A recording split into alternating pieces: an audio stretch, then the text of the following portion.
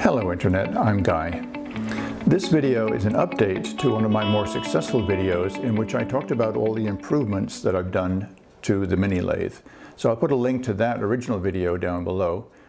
People have found it really useful and helpful, and I appreciate some of the really nice comments people gave me about it. So what I'm going to do today is do a few updates. I'm going to put an improved digital readout on my tailstock to get the spindle position here. I'm going to improve the digital readout for my carriage and also review some of the changes I've made to the lead screw, the drive screw that I motorized. So let's start off by looking at how I'm going to install this digital readout on the tailstock here, which is a whole different situation than the one I had before. So let's just jump right in. In that first video, I misspoke about how these digital readouts here read the position. They don't read the actual position of the moving part, they just read the position of the handle, which makes perfect sense, and someone corrected me on that on the previous video. However, these are very useful because as long as you take up the backlash and then start off in the position in the right rotational direction you want to go in, they're accurate to 0.5 thousandths of an inch, and I'm pretty pleased with them. This one is occasionally glitched because the battery connector is a little funky, and that's one of the drawbacks of these designs. They're a little cheap in the plastic manufacturing here. And one of the reasons I'm jumping in to replace the one on my tailstock is it completely failed on me. It just went completely bananas. Numbers just jumping all over the place. So that's where we're going to start today. So what I've purchased to install a DRO on the tailstock is this EasyView DRO, which I like because it's made by iGaging, and I've had a lot of good success with iGaging products. They're affordable and really quite good. And you could stack all of these up as it shows on the box here, and of course they come in different lengths. So what I did was I bought the 6-inch length. I decided not to use the mounting bracket. So let's look at the actual parts here. This was originally 6 inches long, and I've hacked off the part that I don't need, and I'm going to mount this so the sensor box is right here, and then this part will connect right onto the spindle, and then as the spindle moves out, it'll come all the way out that far. And so that's going to be fairly simple. I'm just going to take a scrap of metal, bolt it onto the back, and then bring it out over here and tie it down with one screw here so this can float a little bit if it needs to. The thing that I didn't like about it is I couldn't figure out where to put this huge thing because it's in the way of using the controls. But I like it. Look at the display here. It's really quite nice. This is currently hooked up to my carriage, so if I move the carriage you can see the numbers changing here. Big numbers, easy to read. It's got preset capability, zeroing capability, all of that stuff. Everything you want, and of course inches, millimeters, and so forth. So it's just too big. Turns out though that on my existing carriage I have a digital readout that is smaller, and I actually kind of got used to it, and this will fit right here. And what I've done is I've taken this new display, mounted it to the brackets that were provided with it so I can tilt and swivel very easily, set it up just where I want, and of course now it's connected to my carriage. They both use micro USB connectors that are signal compatible, which is really convenient. So this works just perfectly right there. It's nice and big and readable, which is exactly what I wanted. I use the carriage DRO quite often in work that I do, so this really suits my needs very nicely. To mount the sensor for the scale right about here, so it's lined up with the top edge of the tailstock, I'm going to use a little scrap of metal here, a piece of aluminum, get this aligned with the top edge, and I have 6 different hole patterns to use, or 6 holes altogether. I'm going to just use 2 of them and then countersink a couple of bolts right in there, and then I'm going to sit that right there, and then because I don't want to drill a hole right in here that'll hit the spindle, but if I come up here I can drill and tap maybe a 440 hole right through here and tag that down. And this bolt has a washer and a lock washer, so I can just lock that down, and that is in position, and it'll move very nicely there, and it has this adjustability here should it need it. So now I have a scrap of aluminum here that is going to go right here onto the end of the tailstock, the spindle rather, and then I'm going to drill and tap a number 4 bolt right into it, right through there into this piece of metal. Okay, so let's measure that spindle diameter, get that flush to that surface there. What have I got? 0.865. I think that's close to 7/8.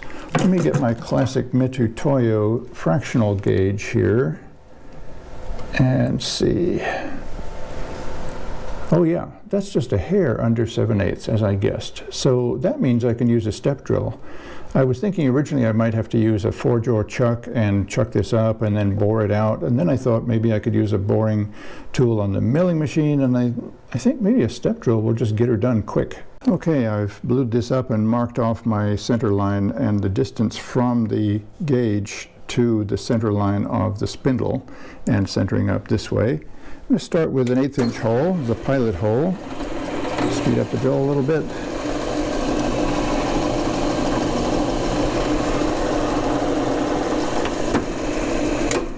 That's about the biggest hole I'm comfortable hand holding, and now I'm going to set this up with clamps to clamp it down to go from this step drill to this step drill. And you'll notice that I have marked this with bluing so I know when to stop when I'm drilling this in. So now I've got this piece of aluminum clamped up in my vise, clamped down securely to my drill press table, and I'm using that original 1/8" drill bit to center this. So now I can release that and then drop in the other drill bits. Okay, I'm going to start with my smallest Irwin step drill and then work my way up to 1/4, then 1/2 inch, and so on. So here we go. A little bit of WD first.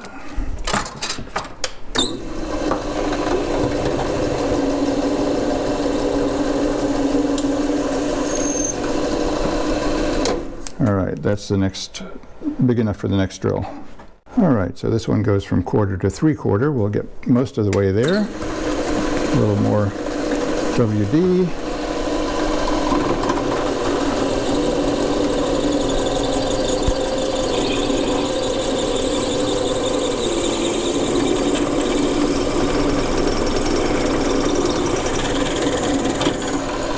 Beautiful.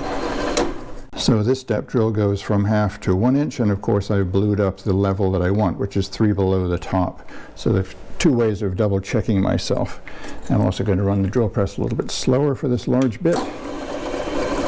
And here we go.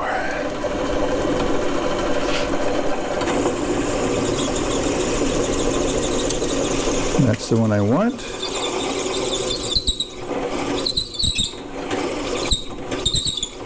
Yep, needs a little more oil.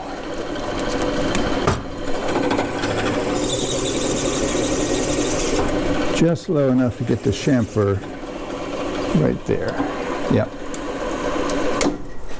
So now what I'll need to do is flip this over because there's still a little bit that hasn't quite gone through. So here's the neat thing about these step drills. You can take this out of the clamp, flip it over to maintain concentricity there, and re-clamp this down and lower this in and reset up the original hole location. Oops, something's not tight there. All right, there we go. So now I've got my concentricity. I'm going to lock everything down. Oh, that's a little bit off center. Let's just raise that up a little bit on the right. Okay, let's see how that feels. All right, torque that vise clamp down and a little bit more lube. Here we go.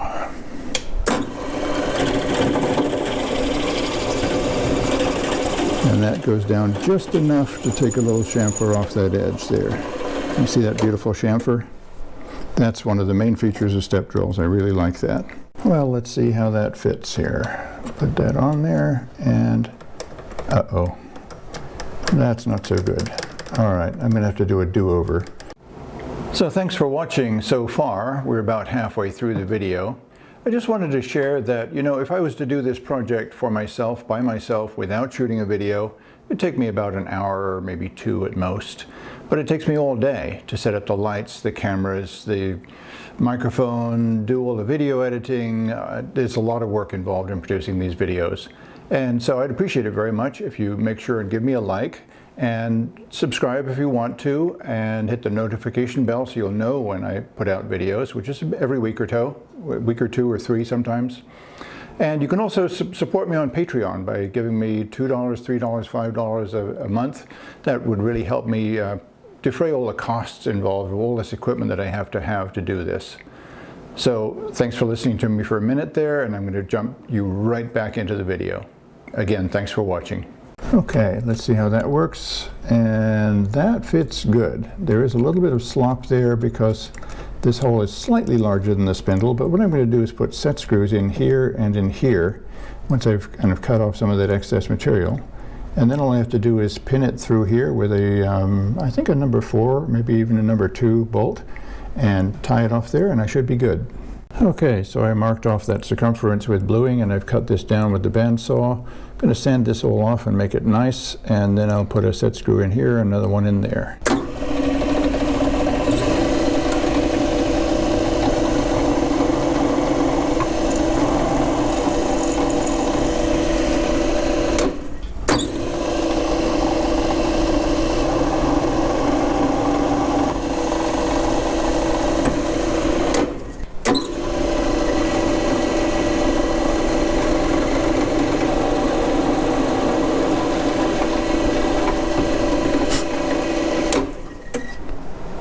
Ooh, that's awful close to the edge there, but I guess it'll work.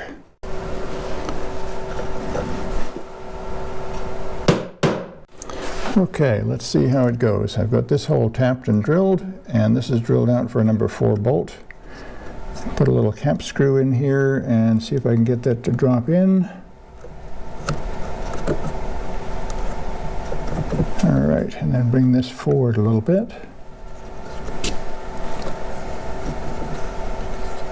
There we go. Tighten those down finger tight for now, just to see how it all works out.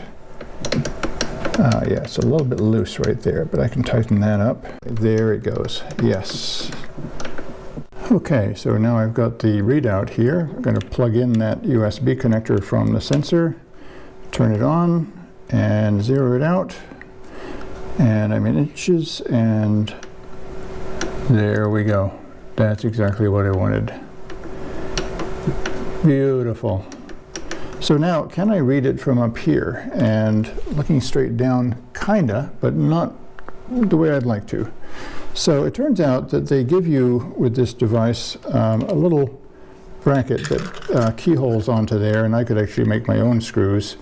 But let's see, it goes on there like that, and then catches like that. And then these 2 screws right here go into a whole bunch of different brackets that they provided. So I could do one bracket like that, and another bracket like that, and then this would kind of, whoops, a lot of bits to hold in one piece, like that. So then that becomes more readable to me, and I can just figure out where to position all these parts, so that as in the headstock, I can just tilt and swivel as needed.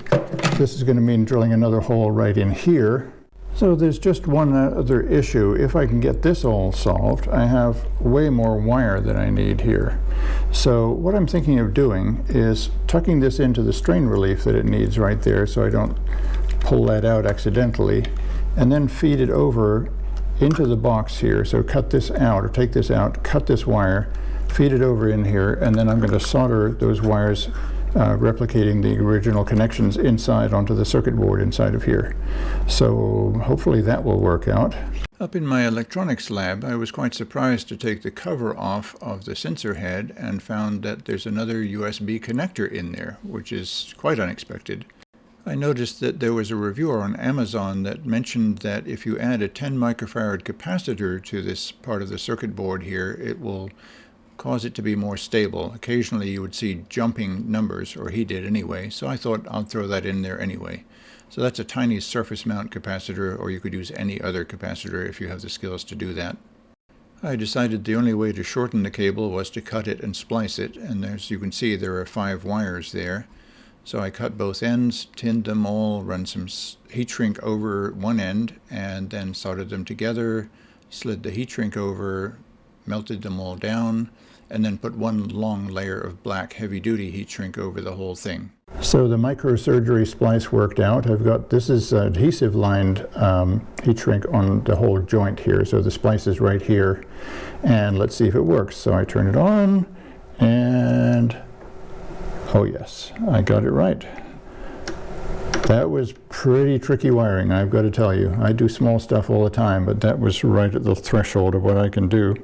So here's the bracket looking from the end to the back end of the tailstock here, and it swivels like that, and it tilts like that, and it also just picks up and comes right off, just like that, with these keyhole slots that drop on there. I might add a little bit of adhesive there to make sure that's a little stiffer, and I'm probably going to put some Loctite down in those bolts to keep them tight, but I do have a lock washer and a washer there, so that will hold steady. But I can adjust it any way I want. So here it is from the front, and of course it's working perfectly, and I have ready access to my locking handle and my other locking handle here. Well, yeah, that's going to push it out of the way a little bit. Not the worst thing in the world. I can still see it. It's a good reading angle. And this will pull out if I back it all the way out. Unlock. This actually pops out right at that distance, which is, 0.6 inches.